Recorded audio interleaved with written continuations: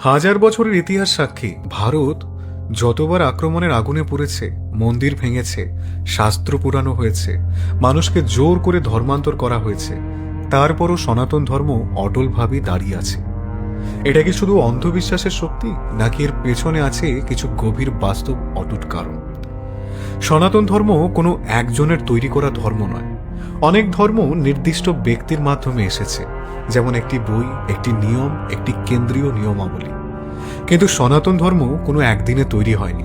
এটা হাজার বছরের মানুষের জীবনযাপন, অভ্যাস, সংস্কৃতি, ভাবনা, চিকিৎসা, প্রকৃতির ধারণা সব মিলিয়ে গড়ে উঠেছে। তাই এটাকে ভাঙা মানে পুরো জীবনযাপনকে ভাঙা। শুধু মন্দির ভাঙলেই ধর্ম ভেঙে পড়ে না, নিয়ম বদলালেও মূল ধারণা টিকে থাকে। সেই কারণে সনাতনে কোনো একটাই উপায় নেই। তুমি মন্দির না পেলে ঘরে, গাছতলায়, নদীর ধারে, আগুনের সামনে, এমনকি নিজের মনেও প্রার্থনা করতে পারো। কেউ যদি মূর্তি ভেঙে দেয়, মানুষ পাথরকে পূজা করে। পাথর সরিয়ে দিলে গাছকে দেবতা ভাবে। গাছ কেটে ফেললেও সূর্য, জল, বাতাস যে কোনো কিছুতে ঈশ্বরকে দেখে। এই নমনীয়তা থাকার কারণে সনাতন সংস্কৃতিতে আজ পর্যন্ত কেউ ধ্বংস করতে পারেনি।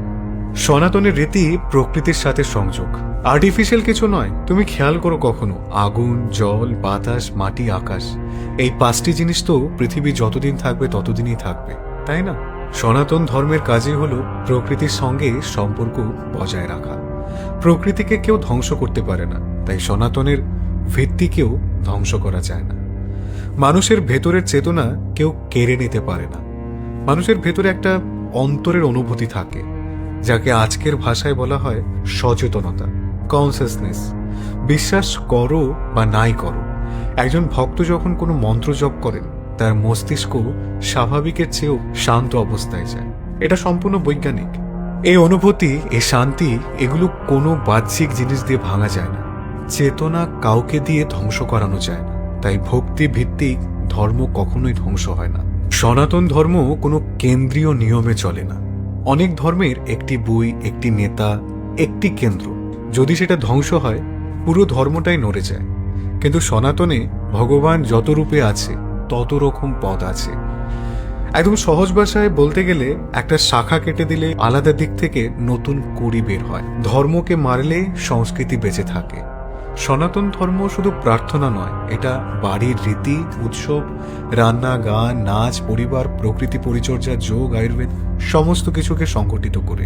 অতএব কি মনে হয় তোমার, এগুলোকে কি কেউ একদিনে মুছতে পারবে? এটা হলো পুরো একটা সিভিলাইজেশন। সভ্যতা ধ্বংস হয় না যতক্ষণ মানুষের মনে তা বেঁচে থাকে। সনাতন ধর্মকে ধ্বংস করা কঠিন নয়, অসম্ভব। কারণ এটা কোনো একটা বই বা ভবনের উপর দাঁড়িয়ে নেই। এটা মানুষের চেতনার সাথে জড়িত, এটা প্রকৃতির উপাদানের সাথে জড়িত, এটা সভ্যতার জীবনযাপনের অংশ। যতদিন মানুষ বেঁচে থাকবে, ততদিন সনাতন সংস্কৃতিও বেঁচে থাকবে। এ কারণে হাজার বছরেও কেউ পারেনি, আগামী হাজার বছরেও কেউ পারবে না। এটাই বাস্তব। এমন আরও চমকপ্রদ তথ্য জানতে আমাদের পেজটি ফলো করে রাখুন এবং আপনার মতামত জানাতে ভুলবেন না। ভালো লাগলে লাইক, কমেন্ট, শেয়ার এবং সাবস্ক্রাইব করে আমাদের সঙ্গেই থাকুন।